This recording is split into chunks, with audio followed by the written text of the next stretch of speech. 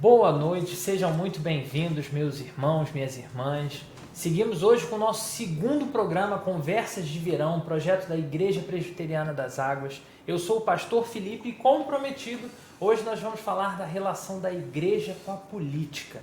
Então já convido você mais uma vez a curtir esse vídeo e acionar aí as notificações para você receber sempre que tiver um novo vídeo.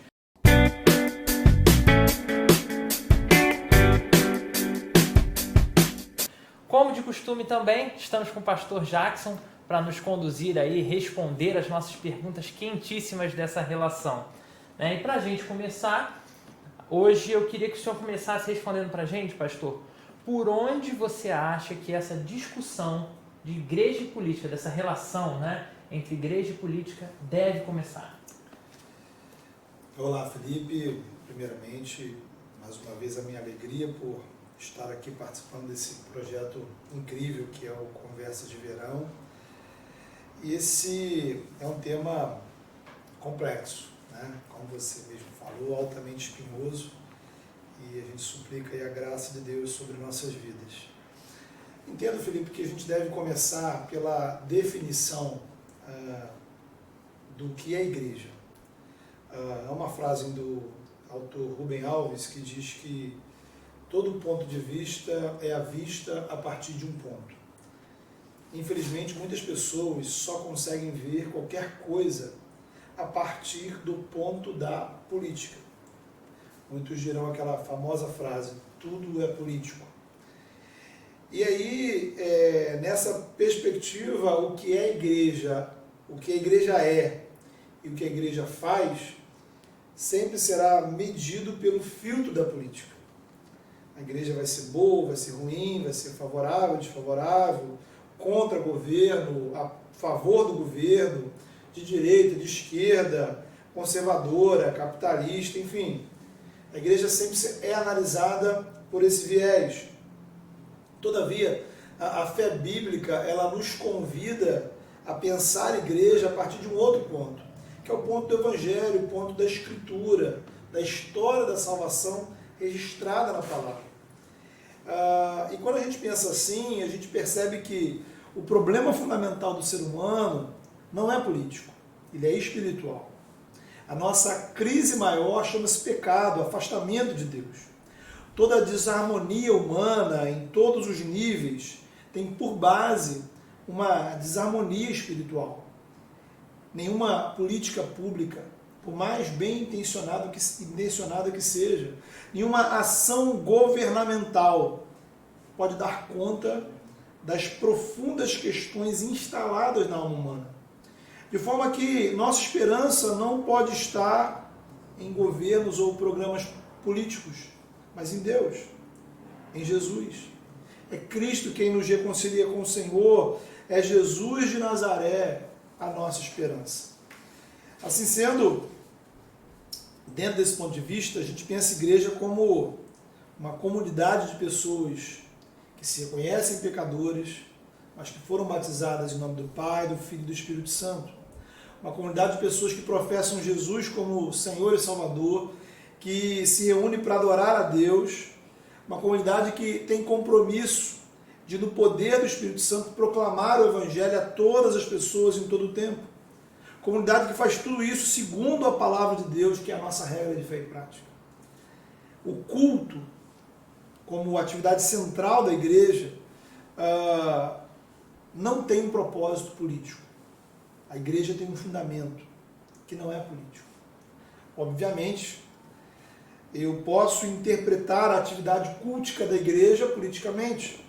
Como posso usar lentes sociológicas, filosóficas, psicológicas, econômicas para interpretar pregações, louvores, atividades religiosas, mas do ponto de vista da igreja, culto é definido e orientado biblicamente e espiritualmente para a glória de Deus.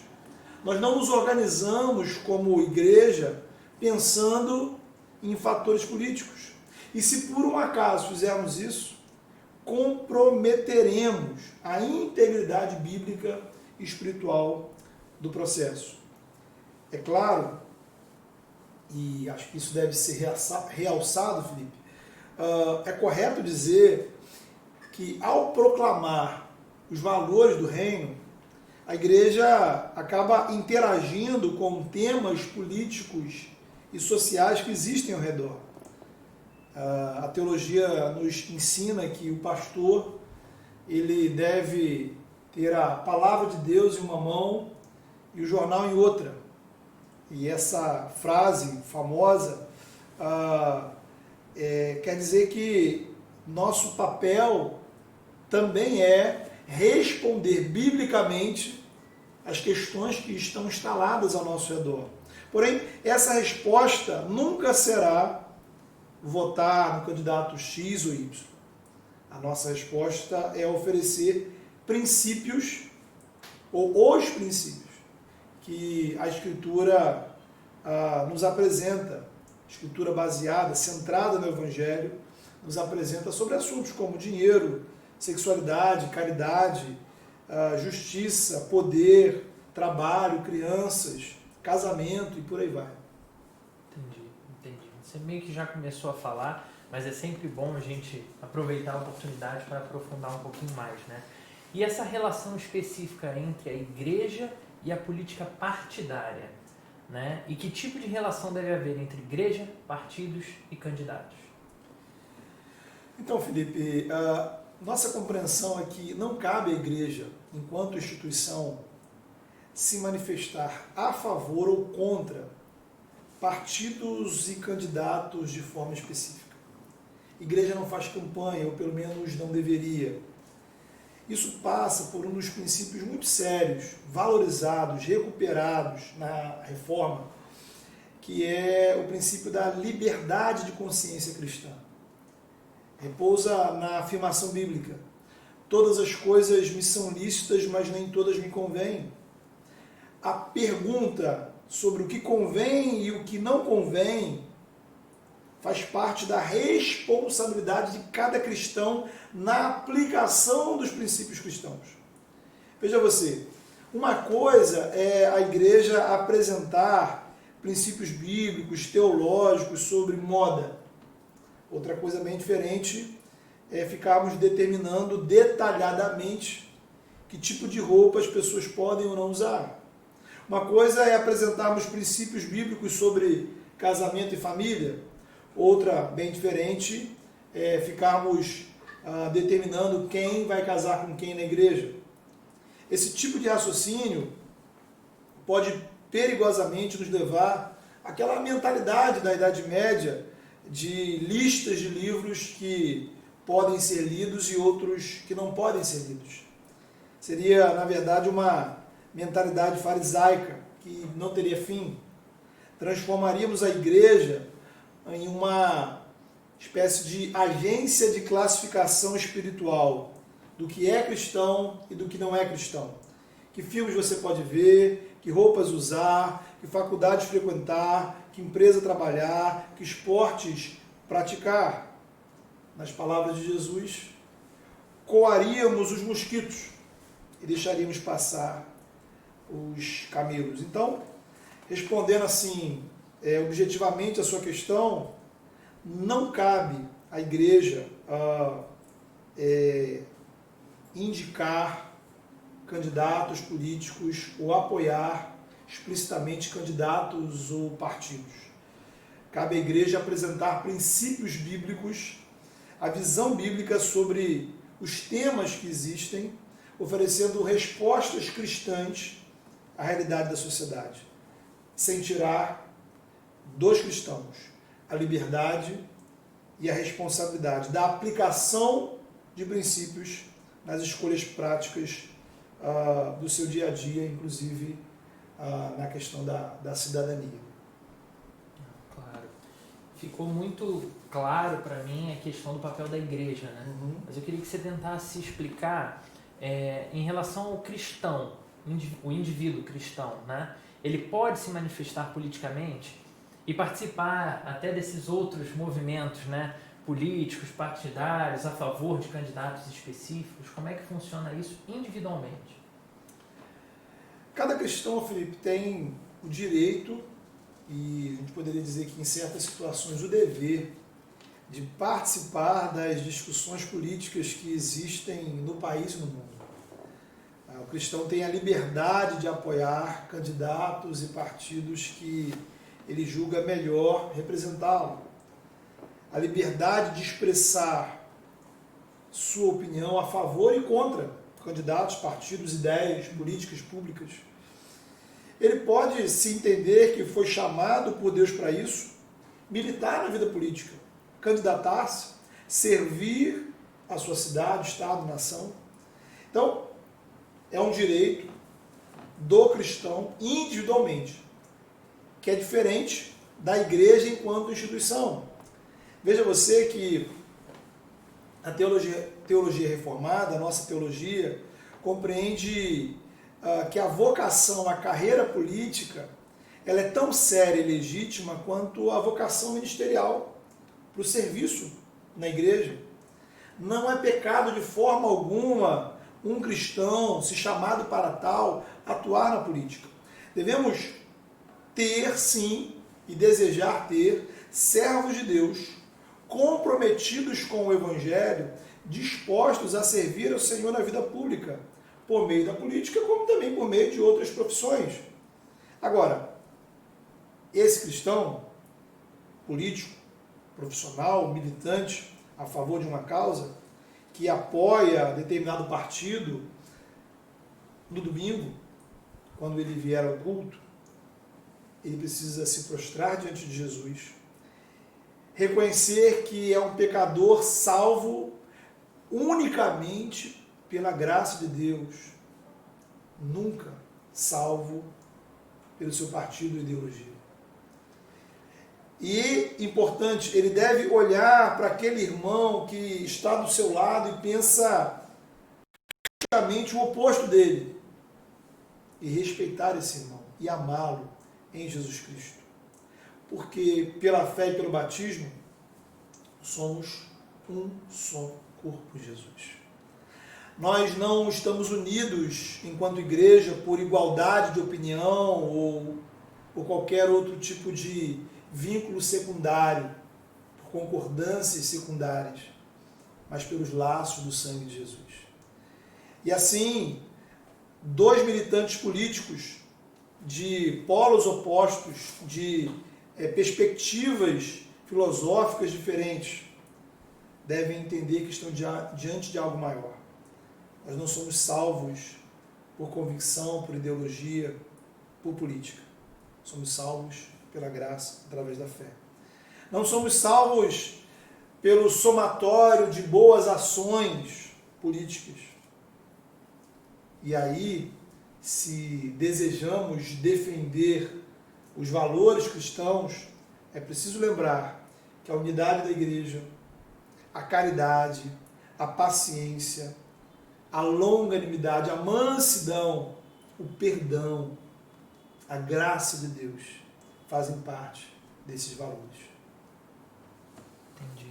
Ouvindo você falar, me veio logo à cabeça uma situação que a gente vê até pelo estado atual das redes sociais, né? Que é pensar a existência de um candidato ideal, teologicamente falando. Né? Como é que seria isso? Existe um candidato ideal? Então,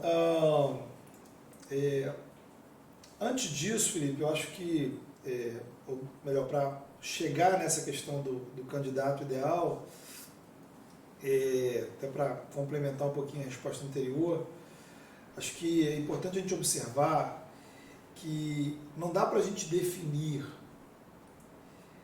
quem é ou não é cristão por conta da sua escolha política. Né? Pois a definição de quem é ou não é cristão, ela não estará baseada em critérios políticos ou ideológicos, mas por critérios teológicos, bíblicos. E ainda que eu considere que um cristão erra, veja você, ao escolher determinado partido ou corrente política, faz parte da teologia cristã mais elementar, mais basilar, compreender que cristãos erram, pois continuam seres humanos falhos e pecadores.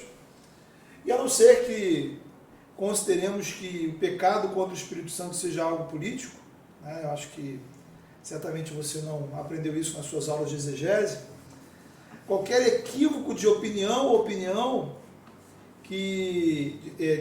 de posição que alguém possa ter nessa área deve ser encarado como outros erros, equívocos e inclusive pecados existentes. É preciso reiterar, a salvação revelada no Evangelho não é uma equação do tipo meus acertos menos meus erros, e aí se der ali na média eu passo. Somos salvos pela graça através da fé. E, infelizmente, o que a gente vê por aí são pessoas usando o cristianismo como uma maneira de ataque político, ou às vezes de marketing político, né? Então, a política ela instrumentaliza o evangelho para assim acusarmos os que pensam diferente da gente. Aí a gente rotula, acusa, condena, discrimina. Uma questão que eu acho importante a gente pensar. Será que estaríamos dispostos a lavar os pés uns dos outros? A lavar os pés daqueles que votam diferente da gente? Pessoas com pensamento político diferente podem comungar juntas com o mesmo pão e o mesmo vinho na mesa do Senhor? Me parece que alguns cristãos é como que desejassem uma versão aí moderna daquelas antigas igrejas racialmente segregadas. E aí a gente teria a igreja de direita, a igreja de esquerda, a igreja de centro, centro-esquerda, centro-direita e por aí vai. Perguntaríamos na profissão de fé se além da fé em Jesus e a fé na palavra, a pessoa se comprometeria a votar apenas em quem a liderança da igreja indicasse. É um triste cenário que a gente de fato deve combater. E aí eu chego na sua questão. Por que é tão complicado a igreja se comprometer com um candidato? Será que existe essa figura, né, de um candidato ideal? Meu ponto aqui, Felipe, é encarar essa situação por dois aspectos. Dois pontos diferentes que mostram que nenhum candidato, nenhum partido nunca representará a totalidade do Evangelho. Primeiro, no aspecto dos valores. Veja você que mesmo candidatos e partidos que se apresentem como cristãos, digamos que sejam sinceramente cristãos, nós estamos discutindo o compromisso de fé dessas pessoas.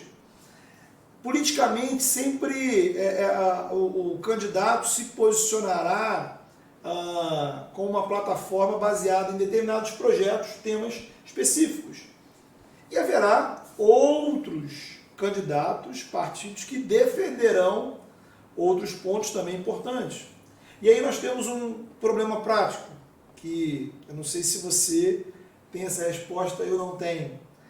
Qual é o tema mais importante do ponto de vista cristão? Poderíamos dizer questões relacionadas à sexualidade ou o combate à pobreza? A preocupação com o meio ambiente ou a liberdade religiosa?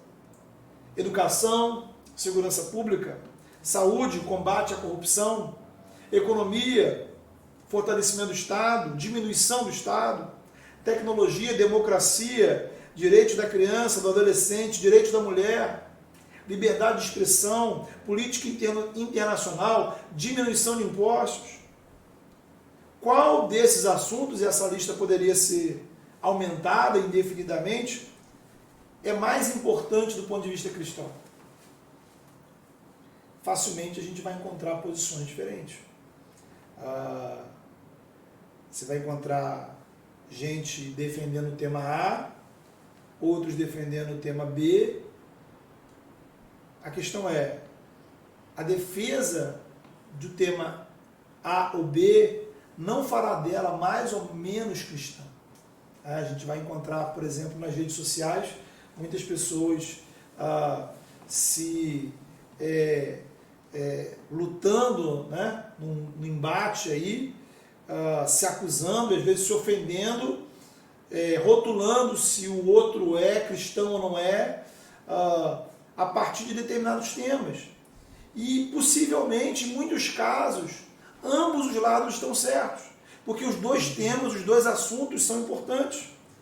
E cabe lembrar que, mesmo sendo pessoas da mesma fé, tendo personalidade diferente, histórias diferentes, seremos movidos por assuntos diferentes.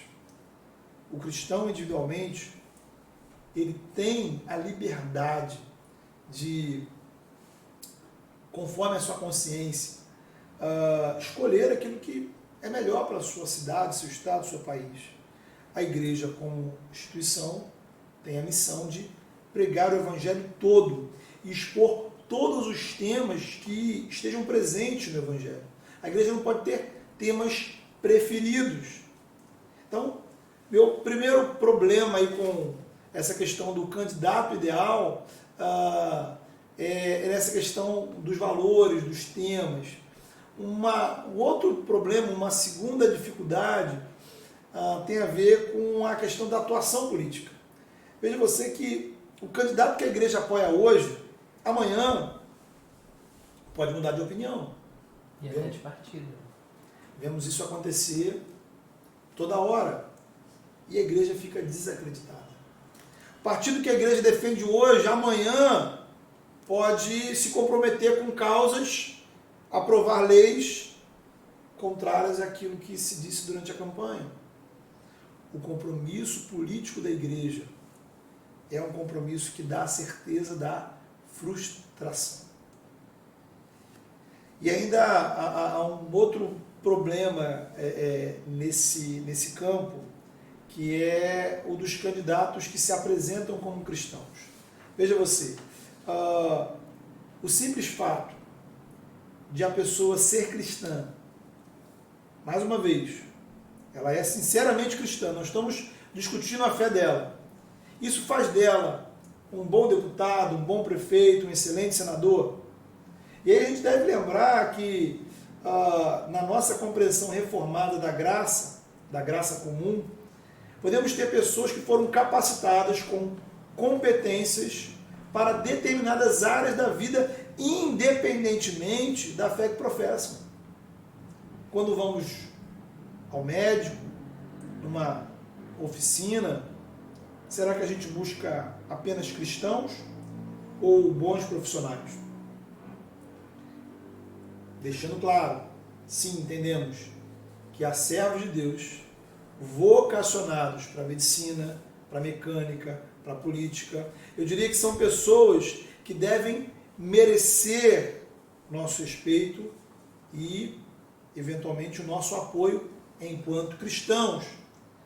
Cabe também aqui, Felipe, sei que a resposta está ficando longa, né? Mas é porque vão abrindo várias janelas nesse assunto e a gente precisa tentar fechar todas elas, para quem está em casa entender a amplitude do tema. Os cristãos, eles, como grupo, né, como um grupo que faz parte da sociedade, têm o direito legítimo de querer ver nas câmaras municipais, estaduais e federais políticos que representem, que expressem seus valores. Cristãos podem, sim, organizar movimentos políticos legítimos. Não é o papel da igreja enquanto instituição. A igreja deve influenciar os valores e a cultura da sociedade, não participar da política partidária. Aí entra também nessa seara o tema da separação da igreja e do Estado. Veja você, separação da igreja entre a igreja e o Estado não significa que o Estado deva ser ateu, nem tampouco que política nada tenha de espiritualidade. Isso é equivocado. todas as esferas da vida humana, todas as esferas da vida social, de uma forma ou de outra, sempre possuirão aspectos relacionados à espiritualidade. O cristianismo possui sim uma visão sobre a política, sobre o exercício do poder político e sobre os temas políticos, como educação, trabalho, direitos humanos, sexualidade, economia, liberdade, por aí vai. O cristianismo não é contra a política. Na verdade, toda posição política, vai dizer o autor André Bielé, toda posição política traz oculta ou explícita uma perspectiva religiosa. Agora, então, para a gente amarrar isso aí, né? Cristianismo e política tem tudo a ver. Igreja, por outro lado, não deve participar, ou a igreja não deve participar do jogo do poder político. Igreja não tem filiação ideológica nem partidária. Igreja não tem título de eleitor. A igreja, ela é, na verdade, uma propriedade privada. Ela tem dono. E o dono dela, né, é Jesus de Nazaré. Os governos e as nações passarão, mas quando Cristo voltar em novos céus e nova terra, a igreja está lá. E para passar para você, Felipe, né, você deve estar já ansioso aí com a próxima questão, entender que sempre houve, inclusive, e haverá pessoas sérias que possuem uma carreira política irretocável, pessoas que se dedicam ao bem comum. Contudo, quando a igreja apoia alguém, ela está concedendo a uma pessoa, a um candidato, a um partido, um peso maior do que qualquer um pode carregar, que é o peso de representar a Igreja de Cristo. Na perspectiva do eleitor, individualmente, ele pode cobrar, se entender, na próxima eleição ele pode mudar o voto dele, faz parte do jogo democrático. A igreja, porém, não joga esse jogo. A igreja tem compromisso de apontar exclusivamente para Jesus, para o reino de Deus, para a palavra de Deus e somente apontar para eles. Então, respondi aí, depois de uma longa exposição, né? Foi quase uma pregação, pastor. Não, assim já corta até outras perguntas. Pastor sempre gosta de pregar, né? Então, mas tentando aí apresentar todos os lados dessa difícil questão aí. Tá, para a gente já ir se direcionando para o final, então, só tem mais uma pergunta, que seria, qual deveria, então, ser a relação entre a igreja e as autoridades instituídas, né? Que foram já constituídas? Então eu acho que esse ponto aí talvez seja o mais simples de toda essa conjuntura, porque a palavra de Deus nos oferece alguns parâmetros muito claros sobre isso. O primeiro deles é da oração, né? A gente, enquanto cristão, enquanto igreja, temos um compromisso, ou devemos ter um compromisso de oração pelas autoridades constituídas, e veja bem, mesmo quando não concordamos com elas. Mais difícil, né? Orar não significa concordar. Oramos para que Deus dê às autoridades a direção correta. Oramos para que Deus intervenha na nação a fim de que as mazelas do pecado elas sejam dirimidas. Corrupção, pobreza, tráfico de pessoas, criminalidade, desemprego, entre outras coisas. Então, o primeiro parâmetro que temos é o parâmetro da oração. Segundo parâmetro que podemos estabelecer nessa relação da igreja com as autoridades é o parâmetro do respeito às leis. Cabe ao cristão e à igreja obedecer às leis e respeitar as autoridades que estão constituídas. Todavia, há aqui, Felipe, um limite que deve ser notado. Como disseram os apóstolos às autoridades judaicas, importa antes obedecer a Deus do que aos homens. Se a lei do meu país me obrigar, por exemplo, a adorar um determinado governante, a gente lembra aqui do exemplo bíblico de Daniel, lembramos no período do Novo Testamento o culto que era exigido ou passou a ser exigido ao imperador romano. Então, num contexto como esse, para o cristão, o único caminho que restará será o da desobediência às leis, né? E aí a gente chega ao terceiro princípio, a meu ver, nessa questão de parâmetros bíblicos, que é o distanciamento crítico em relação ao governo. A igreja, ela deve ser a consciência profética da sociedade. A igreja precisa guardar a sua independência e liberdade para defender e expressar os valores do reino de Deus, não os valores do partido A, B, dos candidatos C ou D.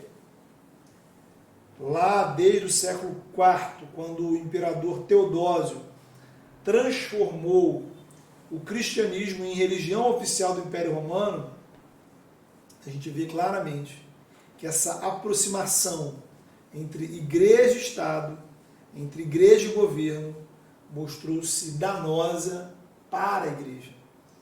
Temos, sim, bons exemplos de cristãos atuando politicamente ao longo da história. Mas, não sei se você conhece, não que eu não conheço nenhum bom exemplo de quando a igreja se prestou a ser uma extensão do governo ou quando o governo se apropriou da igreja, se tornando, fazendo da igreja um braço do Estado.